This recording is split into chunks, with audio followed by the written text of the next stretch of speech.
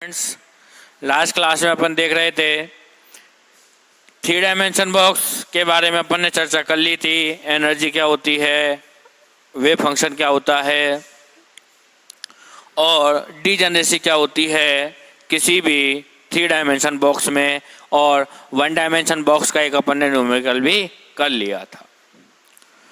तो आज की क्लास का जो टॉपिक है पोटेंशियल स्टेप, मैं आपको यही एडवाइस दूंगा कि आप ये जो नोट्स है खुद बनाएं, ये वाला खासकर पर्टिकुलर टॉपिक, और इसको पूरा समझने की कोशिश करें, समझने की पूरी कोशिश करें। क्योंकि अगर ये टॉपिक समझ में आ गया तो आपके 3-4 जो टॉपिक है आगे के वो आपको आसानी से समझ में आ जाएंगे। तो मेरी यही एडवाइस है कि आप इसको अपने हिसाब से साथ में डेरिवेशन करते जाइए और समझते जाइए। तो पोटेंशियल स्टेप यानी कि विभव सीढ़ी, इसका मतलब क्या है कि आपका एक विभव क्षेत्र कुछ इस प्रकार है, एक कण विभव क्षेत्र V में कुछ इस प्रकार गति कर रहा है। विभव सीढ़ी, ये सीढ़ी देखिए ना, स्टेयर्स, सीढ़ी चढ़ते हैं जब आप, क्या होता है, यहाँ ये ग्राउंड है, इसके ऊपर थोड़ी हाइट होती है, फिर ये वाला होता है, ठीक है। तो यहाँ पे क्या है, ये वाला, ये है आपका x=0, क्या है, x=0। ये वाला आपका x है पूरा, ये y है, ठीक है। और x में ये कहाँ से कहाँ तक है, 0 से लेकर इनफाइनाइट तक ये वाला विभव सीढ़ी बनी हुई है इस प्रकार से, लाइक दिस। ये ऐसे है, सपोज करना ऐसे। तो ये वाला तो हो गया इसका ग्राउंड लेवल, ये वाला तो क्या हो गया इसका ग्राउंड लेवल, ठीक है। तो यहाँ पे आएगा, मतलब पार्टिकल है, और ये वाला क्या है, विभव सीढ़ी, ये इस प्रकार, इस प्रकार। और ये कहाँ तक जा रही है, अनंत तक, कहाँ तक जा रही है, अनंत तक, ठीक है। तो अपने जो विभव सीढ़ी है उसकी जो विभव प्राचीर है या विभव बॉल है, पोटेंशियल बॉल है, वो कितनी ऊंचाई की है, ये आपका V एक्सिस है। सपोज करना ये क्या है आपका V, विभव क्षेत्र यानी कि स्थितिज ऊर्जा, ठीक है। तो ये जो लंबाई है या ये जो ऊंचाई है वो कितनी है, V0 के बराबर, कितनी है, V0 के बराबर। यानी कि x<0 तक तो विभव का मान कुछ भी नहीं है, यहाँ पे क्या है, विभव का मान कुछ भी नहीं है, और x=0 पर आते ही विभव का मान क्या हो जाता है, V0, और कहाँ तक होगा वो, इनफाइनाइट तक। क्या बोल रहा हूँ मैं, अगर मैं गणितीय रूप में लिखता हूँ, मैथमेटिकल फॉर्म में, क्या होगा कि x 0 पर तो विभव का मान कितना है, 0, क्लियर। और x 0 पर विभव का मान कितना है, V0 के बराबर। तो ये वाला है आपका रीजन फर्स्ट, x 0 वाला क्या कह दिया अपन ने, क्षेत्र फर्स्ट या रीजन फर्स्ट, और x 0 वाला रीजन सेकंड। x>0 का क्या मतलब है कि 0 से या 0 पे आगे, 0 पे या 0 से आगे विभव का मान कितना है, V0 के बराबर, और 0 से इधर की साइड पूरा विभव का मान कितना है, 0। अब 2 केस हो सकते हैं आपके। एक कण है आपका, इधर की साइड लेके चल रहा हूं, ये आपका एक कण है जिसका मास कितना है, m, और वेग कितना है, v। उसकी ऊर्जा कितनी है, E। माना इस कण की ऊर्जा कितनी है, कैपिटल E। तो 2 केस कौन से हो सकते हैं, या तो इसकी ऊर्जा का मान V0 हो सकता है, यानी कि इस विभव प्राचीर, इस विभव बॉल से भी क्या हो सकता है, कम हो सकता है, या E V0 हो सकता है। अपन जितनी भी डेरिवेशन आगे आने वाले सब में दोनों ये केस पढ़ेंगे, E V0 वाला और E V0 वाला, ठीक है। तो लास्ट देख रहे थे B=0 है x 0 पे, और x 0 पे B=V0। तो ये 2 कंडीशन बता रहे थे, E V0, E V0। तो क्या होगा अगर E<V0 वाला केस होगा, तो यानी उस कण की ऊर्जा, जो कण विभव सीढ़ी पे आपतित हो रहा है या विभव सीढ़ी में गति कर रहा है, उस कण की ऊर्जा विभव सीढ़ी की जो ऊंचाई है या विभव सीढ़ी की जो विभव प्राचीर है, पोटेंशियल वॉल है, उसकी जो हाइट है V0 से क्या है, कम। यानी कण कैसे आएगा, इस प्रकार से E लेस देन V0 वाला कण सपोज करना यहाँ पे है, वो इस प्रकार से E लेस देन V0 वाले केस में आएगा। अब कण की ऊर्जा E ग्रेटर देन V0 है, तो अगर E ग्रेटर देन V0 है यानी कि उसकी ऊर्जा ज़्यादा है V0 से, यानी कण कैसे आएगा, अब कुछ इस प्रकार से। ये क्या हो जाएगा, ये कण आ रहा है और ये E ग्रेटर देन V0 वाला केस आपका बन जाएगा। तो अपने को दोनों केस ही ऑब्जर्व करने हैं, कैलकुलेट करने हैं कि जब E लेस देन V0 रहता है तो इसकी तरंग फलन क्या रहता है कण का, इसका प्रायिकता धारा घनत्व क्या रहता है, और भी कुछ जैसे प्रत्याशा मान वगैरह भी अपन कैलकुलेट कर सकते हैं। इसी प्रकार E ग्रेटर देन V0 वाला केस होगा तो उसमें अपन जो कण है वो किस तरह से बिहेव करेगा। तो अपने पास दो केस है, E ग्रेटर देन V0 वाला और E लेस देन V0 वाला। तो मैं इसमें जो पोटेंशियल स्टेप है उसमें केस फर्स्ट लेके चल रहा हूं। केस फर्स्ट क्या होगा, E लेस देन V0 वाला, यानी आपतित कण की जो ऊर्जा है या विभव सीढ़ी में जो कण गति कर रहा है उसकी ऊर्जा विभव प्राचीर की जो ऊंचाई है उससे कम है। ये आपका मैंने बोल दिया, ये आपका विभव सीढ़ी का है डायग्राम। ये x इक्वल टू 0 है, ये यहाँ पे v इक्वल टू 0 है, ये रीजन फर्स्ट है, ये रीजन सेकंड है, यहाँ पे कितना है v0 के बराबर। कण कैसे आ रहा है, ऐसे, ये कुछ इस प्रकार है और इस कण की ऊर्जा कितनी है, कैपिटल E के बराबर। तो सबसे पहले तो लिखते हैं अपन श्रोडिंगर समीकरण। क्या है, पहले तो अपन देख चुके हैं x ग्रेटर देन 0 के लिए v इक्वल टू 0 है, जबकि v0 है x greater than equal to 0 के लिए। क्लियर। तो पहले तो नॉर्मल वाली जो श्रोडिंगर समीकरण है वो लिखते हैं अपन, श्रोडिंगर इक्वेशन। श्रोडिंगर समीकरण क्या होगी, अपन जानते हैं minus h cut square upon 2m। अगर केवल वन डायमेंशन में x में ले रहा हूँ, इसको खाली में x में ले रहा हूँ, तो del two psi over del x2 plus v psi equal to e psi. ये अपने को श्रोडिंगर समीकरण पता है, इसको और वेरीफाई कर लो आप चाहे तो। Del two psi over del x2 2m h cut minus h cut square upon 2m का क्या दे दो, भाग दे दो, तो ये बन जाएगा माइनस 2m, या ऐसे कर लो इसको, minus h cut square upon 2m equal to v को इधर भेज दो तो किस में हो जाएगा, माइनस में, तो ये हो जाएगा e minus v into Sai. और कैसे लिख सकते हैं इसको, 2m एच कट स्क्वायर को इधर की साइड भेज दो, क्या बन जाएगा ये, माई del two psi over del x2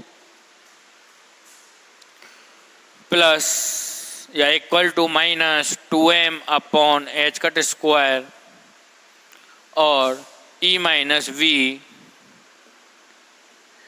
into psi. समझ में आया क्या लिखा है।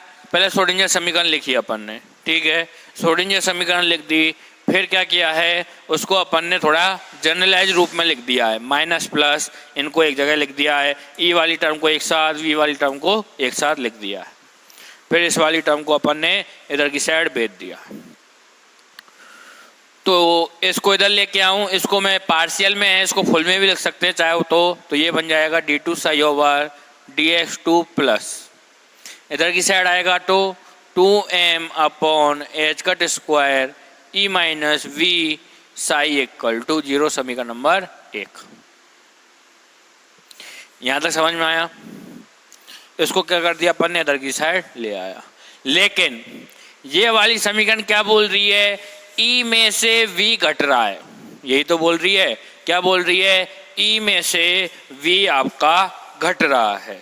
लेकिन अपन जानते हैं, क्या जानते हैं, E लेस देन V है यहाँ पे क्या है आपका E लेस देन V है, उसमें क्या होगा आपका, क्या बोल रहा हूं मैं देखना,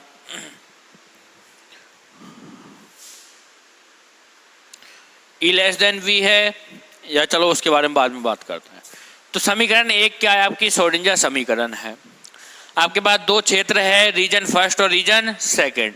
ये आपका रीजन फर्स्ट है, ये आपका रीजन सेकंड है। तो अपन लिखते हैं for region first, for region first. यहाँ पे जो साई होगा वो साई फर्स्ट हो जाएगा, और जो यहाँ पे जो रीजन सेकंड में है वो साई हो जाएगा साई सेकंड। क्लियर? तो फॉर रीजन फर्स्ट यहाँ तक अपन देख चुके हैं। आगे देखना है इस वाले रीजन के लिए, यानी कि x लेस देन 0 वाले रीजन के लिए अपने को श्रोडिंगर समीकरण देखनी है। वहां पे v का मान कितना है 0, और साई का मान कितना है साई फर्स्ट के बराबर। x लेस देन 0 पे है, v इक्वल टू 0 है, साई इक्वल टू क्या है साई फर्स्ट। तो यहाँ पे अगर ये श्रोडिंगर समीकरण है रीजन फर्स्ट के लिए क्या बन जाएगी, d2 psi first over dx2 plus 2m upon H cut square e minus v. अब चूंकि v का मान तो कितना है 0 है, तो केवल क्या बचेगा e, तो ये आ जाएगा आपका 2m e upon H cut square psi first equal to 0। Clear? और यहाँ पे बोल दो माना 2me upon H cut square को मान लिया मैंने के स्क्वायर के बराबर। यहाँ तक समझ में आया या नहीं आया ये बताइए पहले। तो आ गया है? तो आगे देखना, अगर ये मैंने लिख दिया 2me upon H cut square equal to k square, जहाँ के क्या है कांस्टेंट है, तो ये वाला समीकरण क्या बन जाएगी आपकी d2 psi first over dx2 plus K square psi first equal to 0। क्या बन जाएगी K square psi first equal to 0। और ये एक डबल डेरिवेटिव है, इक्वेशन है डबल ऑर्डर की, सेकंड ऑर्डर की एक डिफरेंशियल इक्वेशन है, जिसका सॉल्यूशन क्या होता है psi first equal to sine और कॉस के रूप में होगा। तो साई फर्स्ट है यहाँ पे y की तरह, x की तरह है, यहाँ p की जगह क्या है k। ये अपन फर्स्ट 1 डायमेंशन और 3 डायमेंशन में बात कर चुके हैं सॉल्यूशन की। तो साई फर्स्ट क्या हो जाएगा यहाँ पे a sine kx plus b cos kx के बराबर। या इसको अगर मैं एक्सपोनेंशियल रूप में लिखता हूं तो ये क्या बन जाएगा यहाँ पे a e की power iota kx plus b e की पावर माइनस आयोटा kx। समीकरण नंबर 2, एक ये रही समीकरण नंबर 2। समझ में आया? अगला देखना, ये साई फर्स्ट हो गया। अब देखना है फॉर रीजन सेकंड, इधर वाले रीजन के लिए, यानी कि x greater than equal to 0 वाले के लिए। क्लियर? वहां पे v का मान कितना है v0 है। क्लियर? यहाँ पे साई का मान कितना है साई सेकंड है। तो श्रोडिंगर समीकरण क्या बन जाएगी आपकी ये वाली। लेकिन याद रखना, चलो पहले श्रोडिंगर समीकरण लिखते हैं, क्या होगी d2 psi second over dx2 plus 2m upon H cut square e minus v0 psi second equal to 0। क्या बोलो सही किया है या नहीं किया है? सही किया है। लेकिन अपन कौन सा वाला केस लेके चल रहे हैं? अपन लेके चल रहे हैं e लेस देन v0 वाला। यहाँ पे क्या डिफाइन हो रहा है e माइनस v0, यानी e का मान बड़ा है v0 का मान कम है। तो इसको कंपनसेट करने के लिए अपन यहाँ पे क्या करेंगे, यहाँ पे अपन कर रहे हैं d2 psi second over dx2 minus, इसमें से माइनस कॉमन ले लो तो minus 2m upon H cut square v0 minus e psi second equal to 0। बताइए समझ में आया या नहीं आया? क्या किया है? क्योंकि क्या है यहाँ पे, चूंकि ई लेस देन क्या है, वी जीरो के बराबर है। क्लियर? तो यहां पे भी बोल लो, माना, क्या मान लिया, 2m upon H cut square V zero minus E को मान लिया मैंने अल्फा स्क्वायर के। किसके बराबर मान लिया, अल्फा स्क्वायर के। तो यहां पे ये वाला भी तक समझ में आया, यहां पे देखना आगे क्या हो जाएगा। समीकरण जो बनेगी d2 psi second over dx2 minus alpha square psi second equal to 0।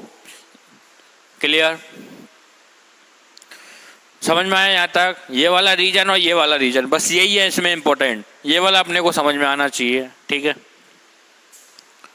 अब क्या है कि यहाँ पे ये एक आपकी डबल ऑर्डर की डिफरेंशियल इक्वेशन है या सेकंड ऑर्डर की डिफरेंशियल इक्वेशन है। किस प्रकार की, d2 by over dx2 minus p square y equal to 0। Solution क्या होता है इसका, y equal to a e की power p x plus b e की पावर माइनस पी एक्स, या हाइपरबोलिक में होता है साइन हाइपरबोलिक कॉस हाइपरबोलिक, इसके बारे में अपन चर्चा कर चुके हैं। तो ये लगभग इसकी तरह है, y की जगह साई सेकंड है और p की जगह अल्फा है। ठीक है? तो यहाँ पे सॉल्यूशन क्या हो जाएगा इसका, psi second equal to c, कोई कांस्टेंट मान लो c, e की power alpha x plus d e की पावर माइनस अल्फा x, समीकरण नंबर 3।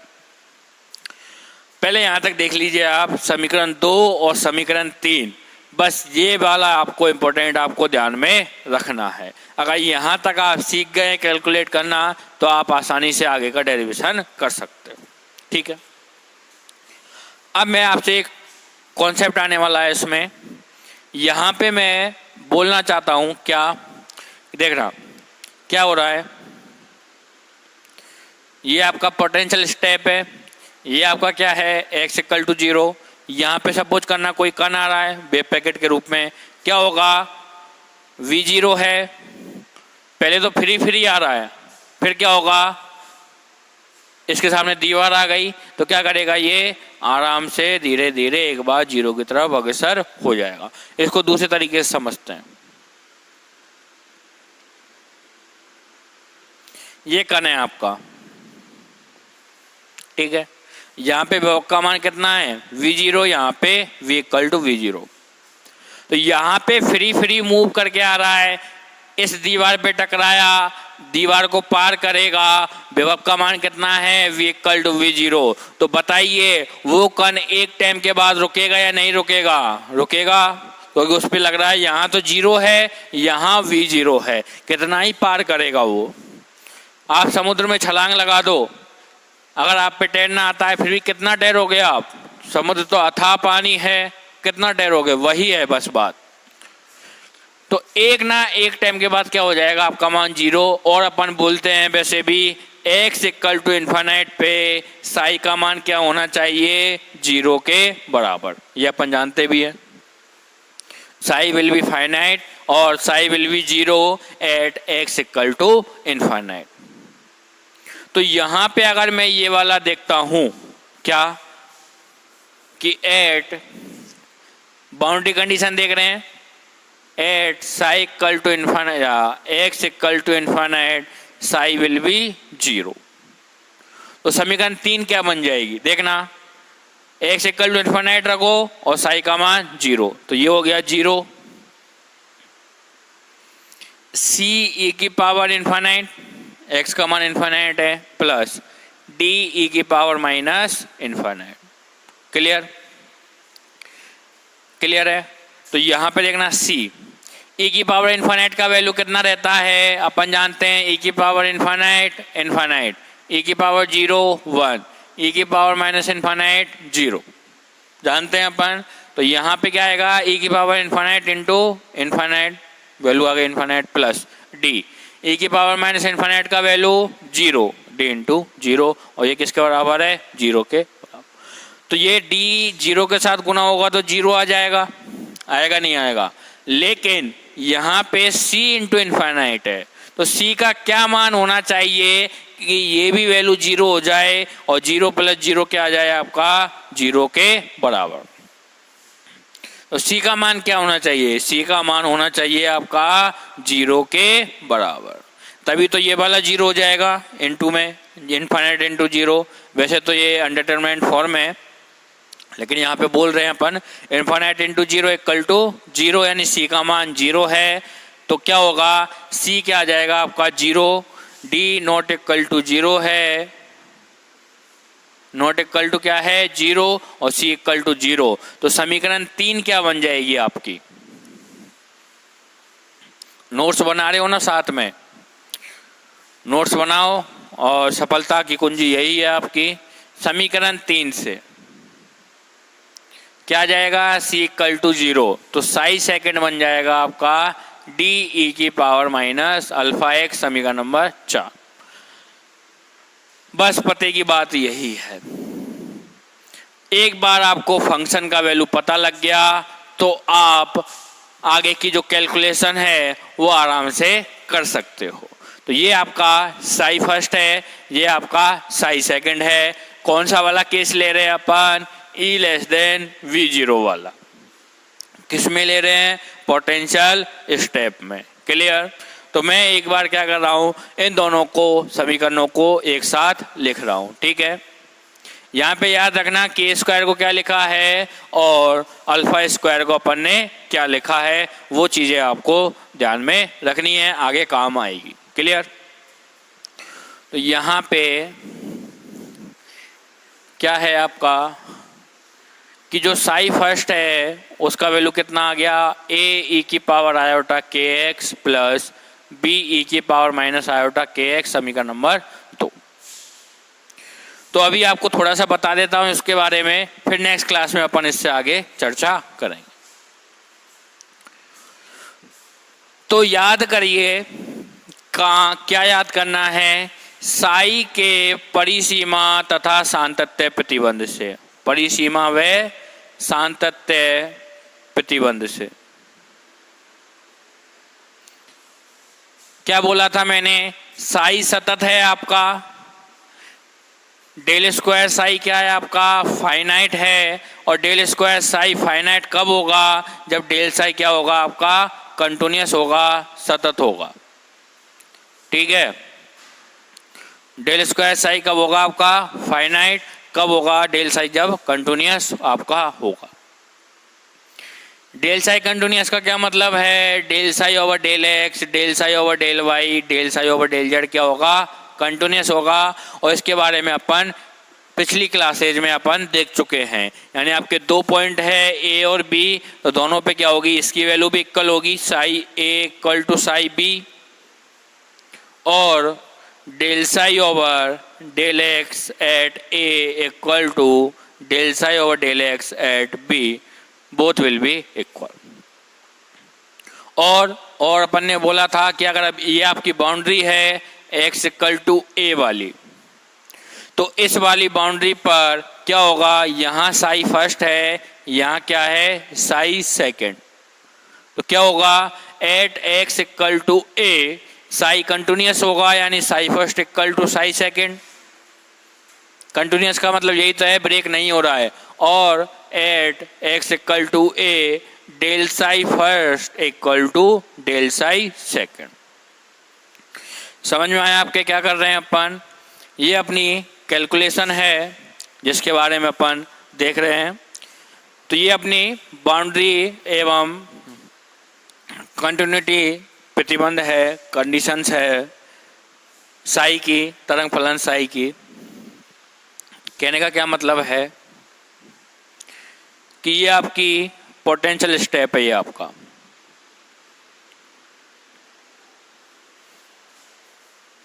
अभी थोड़ा सा बता देते हैं, फिर नेक्स्ट क्लास के इसके बारे में आगे चर्चा करेंगे। x इक्वल टू 0 है, यहाँ पे क्या है आपका साई फर्स्ट, यहाँ पे साई सेकंड। क्लियर। ये रीजन फर्स्ट है और ये रीजन सेकंड है। साई फर्स्ट में कैलकुलेट कर चुका हूँ, साई सेकंड में कैलकुलेट कर चुका हूँ। तो मेरे को क्या करना है, at x equal to 0 psi first will be psi equal to psi second. इन दोनों का मान x इक्वल टू 0 पर बराबर हो जाएगा, होगा या नहीं होगा, बाउंड्री एवं कंटिन्यूटी इक्वेशन से। और इसका जो डेरिवेशन है यानी at x equal to 0 del psi first over del x equal to del psi second over del x, ये भी क्या हो जाएगा आपका इक्वल हो जाएगा। पहले इसका डेरिवेशन करना, फिर x इक्वल टू 0 रखना, फिर आपका ये समीकरण आ जाएगी। तो आज की क्लास का अपना टॉपिक था ये वाला। इसके बारे में अपन नेक्स्ट क्लास में और चर्चा करेंगे, पोटेंशियल स्टेप क्या है और यहाँ पे साई फर्स्ट और साई सेकंड का एक्चुअली यूज क्या है, क्यों अपन इसको यूज में ले रहे हैं। ठीक है, तो ये आपका टॉपिक था। इसके बाद देखेंगे E ग्रेटर देन V0 वाला केस भी देखेंगे, उसके बाद रेक्टेंगुलर पोटेंशियल वेरियर वाला। तो ये पोटेंशियल स्टेप के इसके बारे में थोड़ा आप देख लेना और इसके बारे में अपन नेक्स्ट क्लास में देखेंगे। Thank you.